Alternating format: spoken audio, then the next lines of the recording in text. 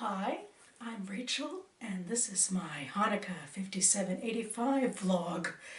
I'm starting from a very different location than my usual Hanukkah vlogs because I am at my parents' house. I'm here because of the intersection this year of Hanukkah and Christmas, but starting tomorrow I'll be back in my usual location, which will be a bit easier with my usual filming habits and everything. But for now, let's get going.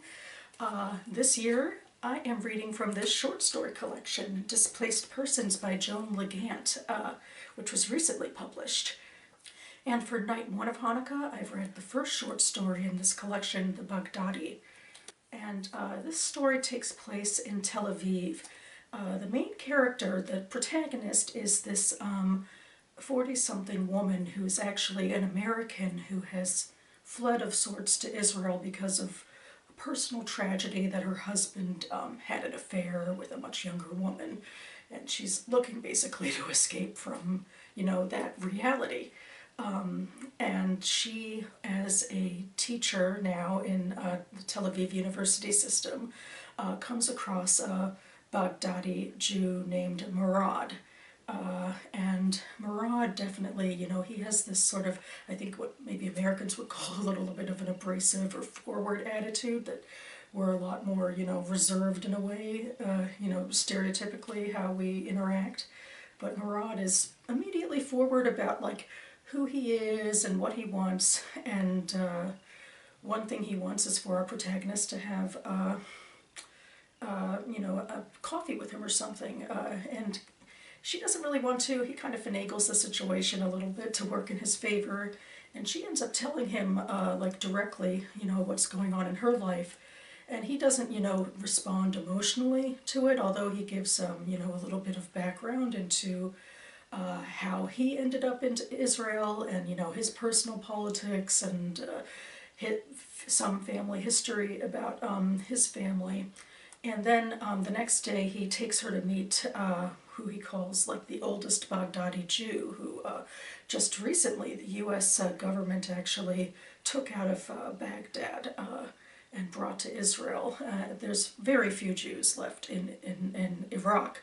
I mean, not enough male Jews to make the minyan, which is the quorum of 10 needed for prayer. And this man was more or less taken from his community, and it's not been the easiest to transition, and he's been sick.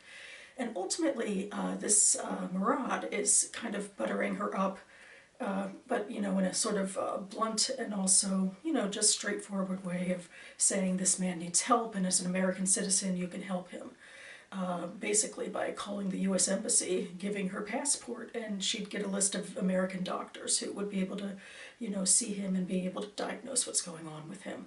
So there's just some really interesting cultural clashes, and as this is going on, I guess our protagonist is opening up more just, about her emotional state.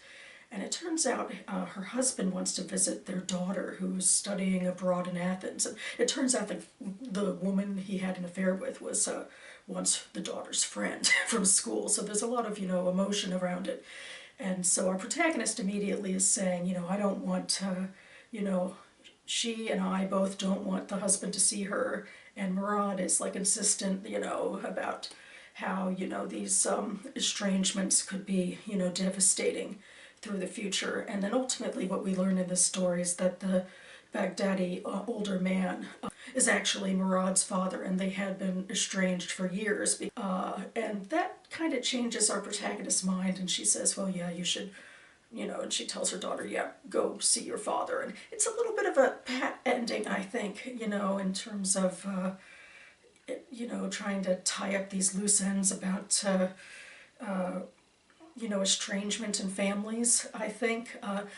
I found the story really interesting in terms of like, the different characters of Murad and this woman, and they, they came from such obviously different personal backgrounds that trying to tie their stories together so neatly in the end, it didn't quite work for me, but I did throughout the rest of the story really like the development of these characters. Hello! It is night 2 of Hanukkah. I am back in my usual location, and I am here to review what I think is a familiar story in Displaced Persons. This is called Beautiful Souls, which was published in the Colorado Review back in 2011. But anyway, the premise of this story is we are following two prepubescent or early teenage American girls. And they are called Abby and Jennifer. They and their family are visiting Israel from Boston. Their parents are having some sort of Jewish resurgence, like they follow a lot of isms in their lives, and this is their Judaism phase of trying to reconnect to the heritage. And what do you know, shortly before Shabbat, they allow their two daughters to go together into the Arab Shuk in Jerusalem. And while they're there, they, there's a little bit of build-up, like, maybe there's a little tension with, like, a Arab, seller, where he takes one of the girls' hands, and like they're saying, their parents are the progressive sort that would say, we have different cultures, but Arab women are, generally not seen as independent, and Arab men have different, reactions to women who are alone, and yada yada. And so then that leads to them getting hungry and going into a random, largely empty Arab, restaurant, which is filled mostly or only with men. And the tension, like that sense of tension is rising. These two girls are very young. They sit down and they're immediately brought food. There's, continuing culture clashes. And this man, sits down and is, trying to talk to them and kind of flirtatious, and one of the girls is kind of adventurous, and one is obviously very, nervous and out of her element, and red flags are going off. And then two Israeli soldiers come up and say, "Is this man bothering you?" And they explain to the two girls, especially the one who's, more adventurous and trying to kind of stand up for what's going on here, that the reason this restaurant is empty is because they're in East Jerusalem, and the owner of the restaurant drove a suicide bomber to his location the week before. So nobody goes there anymore. There's, unrest in the Palestinian population about who snitched on who, and the Israeli soldiers say they're there to basically protect the family. From violence from their own community. So it's supposed to be sort of this moment where the soldiers are challenging the girls, like, this isn't Disneyland, you can't just come in here and expect not to be embroiled in some sort of conflict. And also, apropos, it takes place during Hanukkah, which I feel like, I don't know if that's supposed to be an even more blunt statement on top of a lot of blunt statements about culture clashes between political groups. And in all honesty, I find it relatively difficult to read, and these sorts of issues I feel like would be addressed better in a longer form with a lot more nuance. That's generally my takeaway. I just feel like in something so short, the only thing this can really do is polarize people further. I don't remember how I felt about it before, although I have memories of reading it, but my takeaway right now is it's a little too short, a little too didactic to truly get into the issues. It is night 3 of Hanukkah, and we've gotten to the titular story of displaced persons. And this is an interesting one. I'm following Jenna, who is an American graduate student working in Israel. She is writing about communities of displaced people in Israel, and part of that is teaching English to African refugees. And then there's some subplots as well. We kind of begin, I guess, with a subplot where her neighbor is cajoling Jenna to help her talk to her mother, who was a German refugee back in the day. This neighbor's son Gideon actually wants to move to Germany and sees it as a place where, he can enjoy jazz and get a good education. And so there's a schism there, because the mother is like, I won't even take German reparation money or anything, and how will she take the fact that her grandson wants to move there, yada yada, changing realities. I think there's a little too much jam-packed in this story. This makes Jenna think about randomly meeting a standoffish Holocaust survivor at a friend's Passover Seder back when she was younger, which I'm not sure that's necessary. It threads into some backstory of Jenna's where her father is having an affair, which ultimately displaces members of her family, as it were. I do think maybe Legant is kind of bashing over the head a little with this theme in Displaced Persons. Something else I think that's really interesting that she touches on briefly that I thought was sort of a more personal moment she could have gone into in terms of Jenna's character is the fact that, these African immigrants, particularly the specific character she focuses on, they're very earnest and, and friendly people. They work really, rough, hard hours, like, meager minimum wage jobs, and, they have very little time afterwards to, sleep and eat, and then they take the time to learn English. And of course, some of their major impetus for doing that is they're hoping ultimately to gain passage to America, because they are looking specifically to Jenna thinking, you're an American, maybe you can help us. And I thought maybe that could lead a little into guilt because she's not sure how much she actually can help them, say, get into America. And maybe that leads a little bit into how awkward and guilty she's feeling about this whole endeavor and whether or not she can actually write about these people and like what it is to sort of exploit their stories. And then there's this other bit, like this ironic bit where this crude, rude Israeli filming team is like demanding the, refugees paint Israelis as racist, to like make some sort of political point, and they themselves are, being callous and not respecting the time of these of refugees. So it just, there's a lot packed into this, and I guess I kind of wish maybe she'd taken a little bit more of a step back and let, things ruminate a little more, maybe taken out some more of the subplot stuff. I think there's a lot of interesting stuff in here, maybe just too much interesting stuff in here. It is night 4 of Hanukkah, and I'm talking about remittances in Displaced Persons, sensing some recurring themes in this short story collection. We're actually, I think, at the very end of the short stories taking place in Israel, and we will move on for the second half of Hanukkah into stories taking place in the US. But before that, this is about another US citizen who is in Israel. Her name is Robin, and she, like some other past protagonists, identifies a lot with marginalized communities, particularly recently arrived Russian Jews who are kind of looked down upon or stereotyped sometimes by some Israeli citizens, and also Filipino care workers who come, and it's almost like a mercenary thing. That's where the title comes from, that the government kind of encourages them to go abroad to Israel and other places and make money to send back home, like as a remittance. And that kind of, I guess, ties into some of Robin's themes, that she's an American trying to get Israeli citizenship, but she has this tragic backstory that kind of we get in bits and spurts until it's revealed. Like at one point, like the first person she lives with finds out about this tragic backstory and basically kicks her out because of it.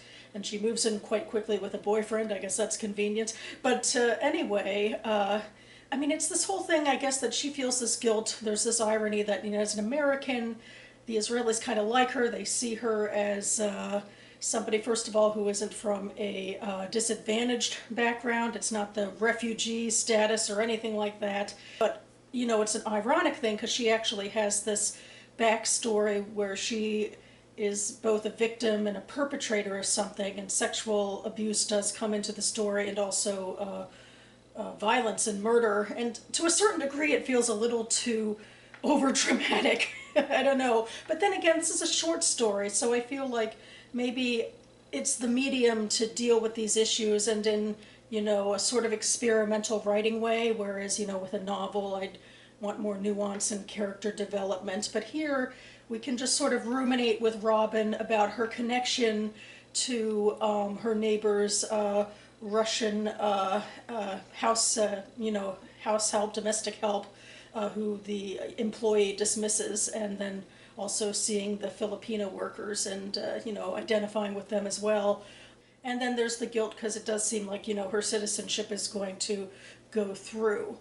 So, yeah, I would say that it's ruminative and a little experimental in a way that short stories can certainly get away with. It is night 5 of Hanukkah, and we are in the western half of this short story collection, Displaced Persons. I believe all of these stories will take place in the US, although perhaps some will at least jump a little bit to other places as well, in some way or another. That's kind of the case when it comes to the story of wild animals, which technically, although it takes place around a family dinner in Connecticut, there is a lot of sort of historical movement backward in time tracing this Jewish family. It's sort of a almost stream of consciousness story going back and forth between characters. We start with Ruthie, who is the unmarried and defensive about it young woman.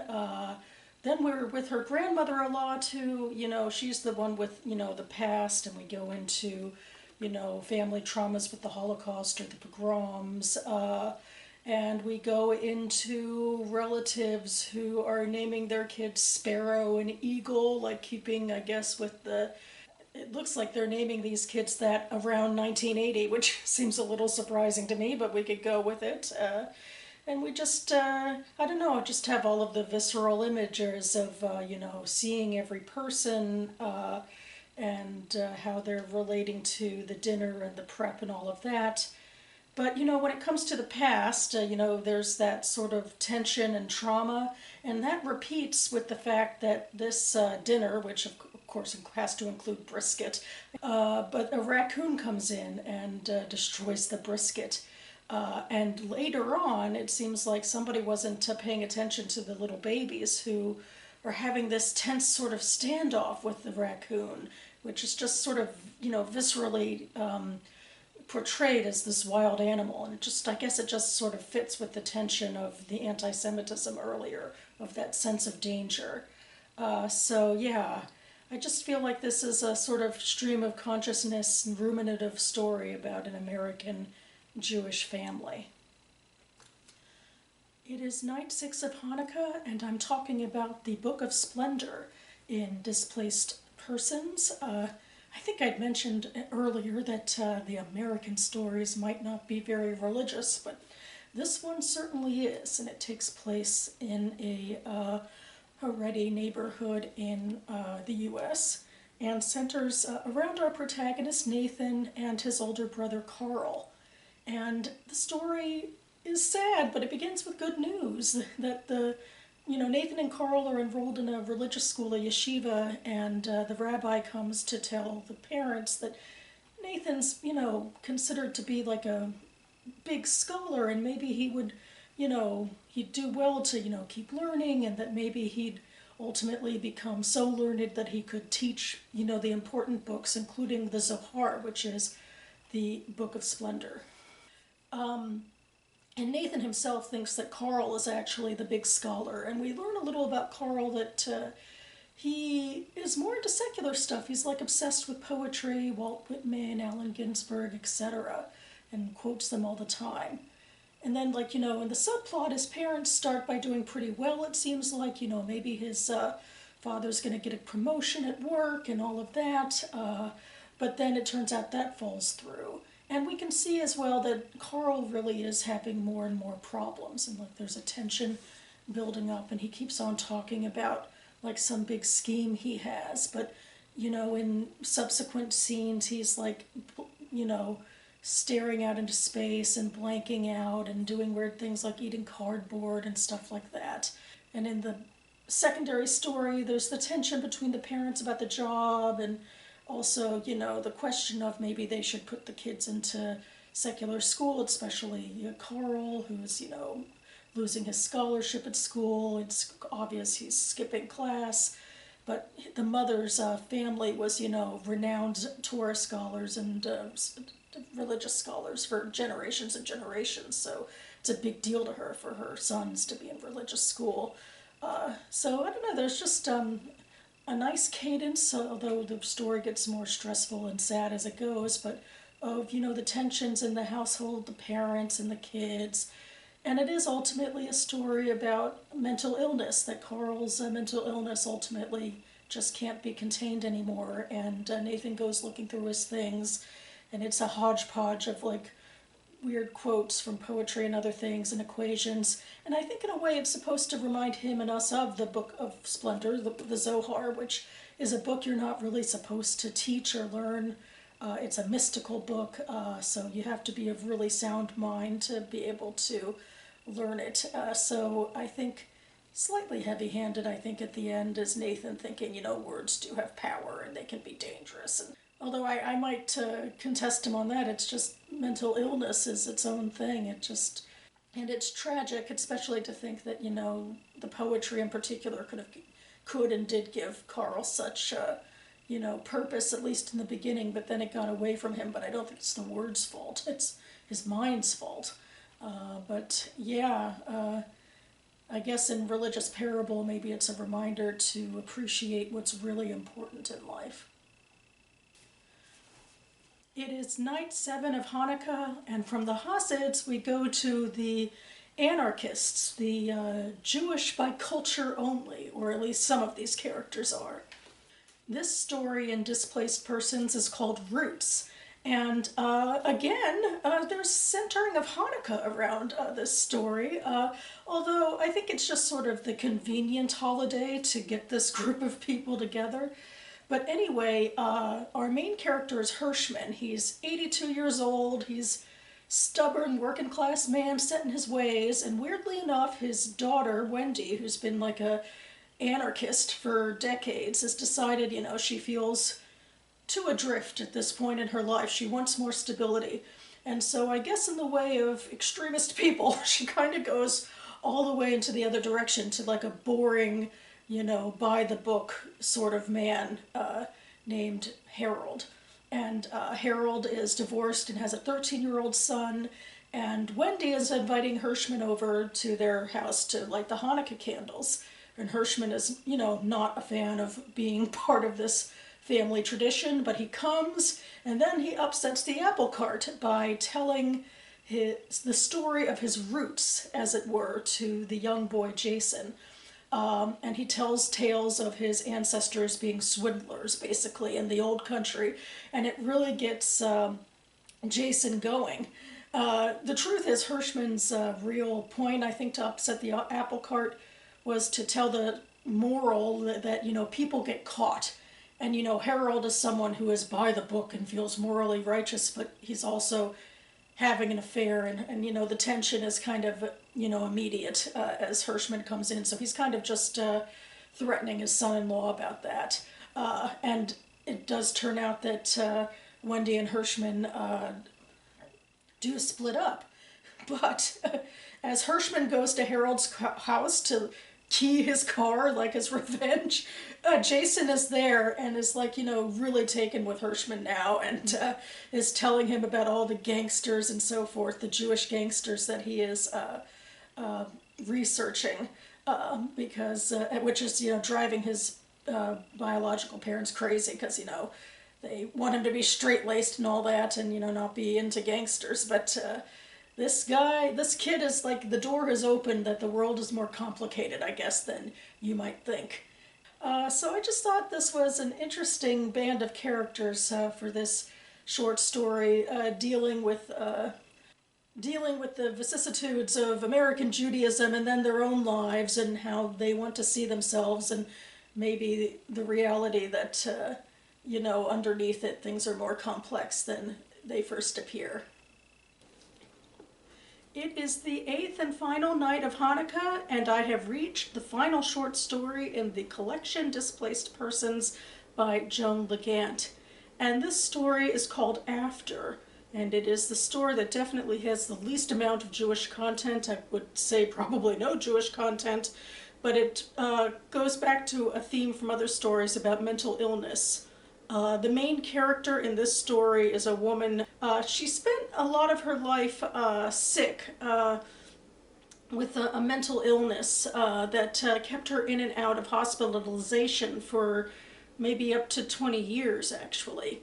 And it started when she was a teenager, and it just, you know, completely affected her family. She had 2 younger siblings, Joanna and Robert, and her name is Franny. And her mother died pretty young in her 50s, and she blamed herself for that, that she, you know, wore out her parents, who basically were still taking care of her whenever she was out of the hospital. And she's able to overcome this illness. I don't know, you know, the illness itself, everything is pretty vague, and I was a little iffy, and, you know, it took me out of the story kind of early, even, the fact that it's like, oh, mind over matter, and she got over it or something. I'm like, that just, I don't know, it seems a little bit unrealistic at best. But apparently that's what happens, and she is in fact able to start rekindling a relationship with her sister and her sister's family, at least. And she's able to, you know, go on vacation and have relationships for the first time in forever. But her brother Robert remains distant and won't forgive her for, you know, the strain she put on the family. And, you know, there's one you know, flashback to the last time they saw each other, and, you know, how much she harassed him and how abusive she was to him, and she was like 20 and he was 16. So you can kind of see where he's coming from. But tragedy isn't over for this family yet. Robert himself has a bone marrow disease, and he'll need a transplant or else he will die quickly.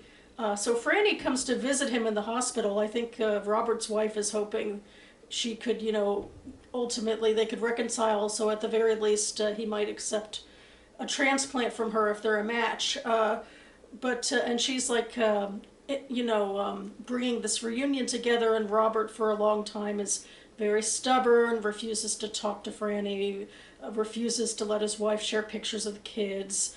But Franny diligently comes back, and at one point she's in the family waiting room, and old acquaintance from yesteryear comes in and says that in fact he just visited Robert, and Robert was, you know, saying that, you know, gushing praises about Franny, saying, well, she got over this illness and she can still have a life after this. And it seems like he's talking like he's proud of her, and it almost seems like, I don't know, like, what are we supposed to take from this? Is he putting on a show for outsiders, or is he actually starting to come around? And Franny herself isn't really reacting with a lot of emotion.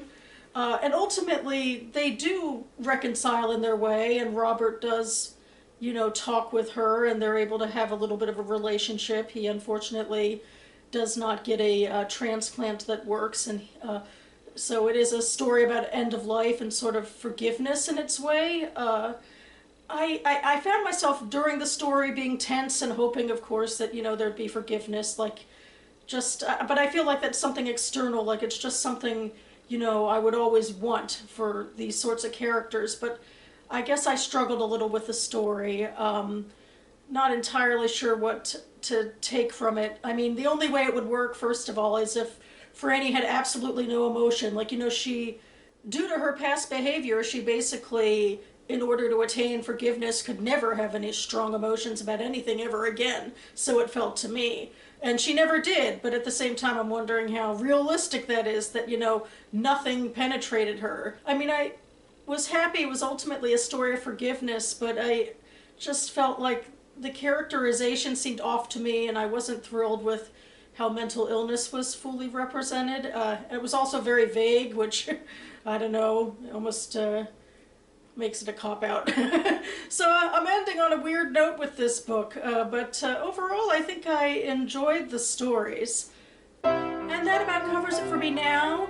I'll leave a link to my short story spotlight playlist down below in case you'd like to hear me ramble on about even more short stories in other videos.